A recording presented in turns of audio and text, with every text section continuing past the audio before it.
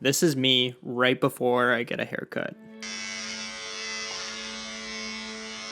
And this is me right after, before I've taken a shower. So if there's some hair on me, it's because I am just coming back from getting the haircut that I gave myself, actually, in the bathroom. And anyways, I've been reading a lot of Malcolm Gladwell lately, The Tipping Point, Outliers, and a little bit of Freakonomics, and a little bit of Foucault, of course. Crime and Punishment. And it's really got me thinking about the way people do things, right? And the reasons people do things consciously or not. And I was wondering, why did I give myself a haircut? And the answer might not be exactly what you may think it is, because it wasn't what I thought it was. It comes down to something we don't really talk about that often, and that's self-confidence. I feel good after I get a haircut.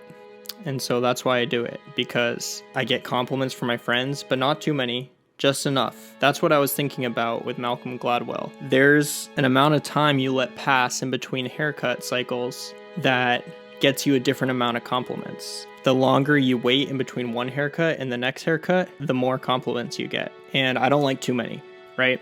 I like compliments. I like the people who are my inner circle, my closest friends, maybe my family, to see me and say, hey, looks good. But if I only see you, once every few weeks at some event, I don't want you to talk about my hair. So if I go from this, a buzz cut, to having long hair and I bring it back down to a buzz, everyone's going to say something. It's a topic of conversation. But if I wait just the right amount of time, and on the flip side of that, if I shave my head down to the same length every single day, it'll just always look exactly like this, and then no one's ever going to give me a compliment or anything. So I've discovered that for me, because this is a personal, matter, for me, the right amount of time is a month and a half. Give it a buzz down.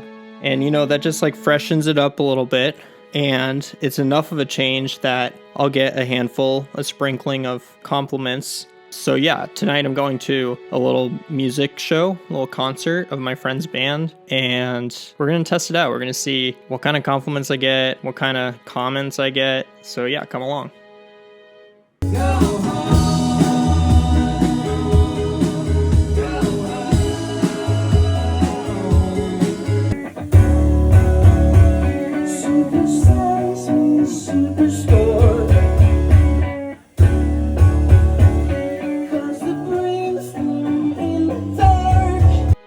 Okay, wow, what a night. The music was great, the crowd was electric, and we all had a lot of fun. It's like 9:45 a.m., morning after. Head hurts a little bit, but yeah, let's get to it. So basically I showed up and I saw my girlfriend for the first time all day since I'd cut my hair. And, I walked up and I was expecting a, whoa, or look at you, Mr. Haircut, something to acknowledge that I cut my hair. But I showed up and she was like, hey, and I was like, hey, and she's like, what'd you do today? I was like, well, I made a little video, or I started a video, this one, and I went to the post office to mail some bug art, and, well, I cut my hair. And she was like, oh yeah, I noticed. I was gonna say it looks good. It's like, oh, you were gonna say it, you should have said it. Anyways, so then the show happened, and it was phenomenal. Two really close friends in one band and one other really close friend in another solo project playing with a band. Great stuff. Really, really entertaining. But I'll tell you what. Okay, so I got a little distracted during the show because the venue is shaped like an L, or like I'll draw a diagram here. This is how the venue is shaped. And this is a stage, and there's a little tiny bit of standing room. And on one wing of the standing room, there's booths for people to sit down, but it's like 6 feet back from the stage. And during the opening set, there was less people in the venue because it was still filling in. And the people sitting in that booth had the entire 6 feet to the stage empty so that they could sit and watch. But then come time for the second band, there was a lot more people in there. So me and some friends scooted in so that we were standing in that standing room because people were piled back into the bar. And one of the guys who was sitting at the booth tapped me on the shoulder and was like, hey man, can you stand on that side? But if I stood on that side, I would be blocking people on that side. And the principle of it bothered me because he wanted to sit down and watch the show. He was asking for people to not fill in and stand in in the very small venue. And I was like, that kills the vibe. Like, I'm sure that the people performing would want the space.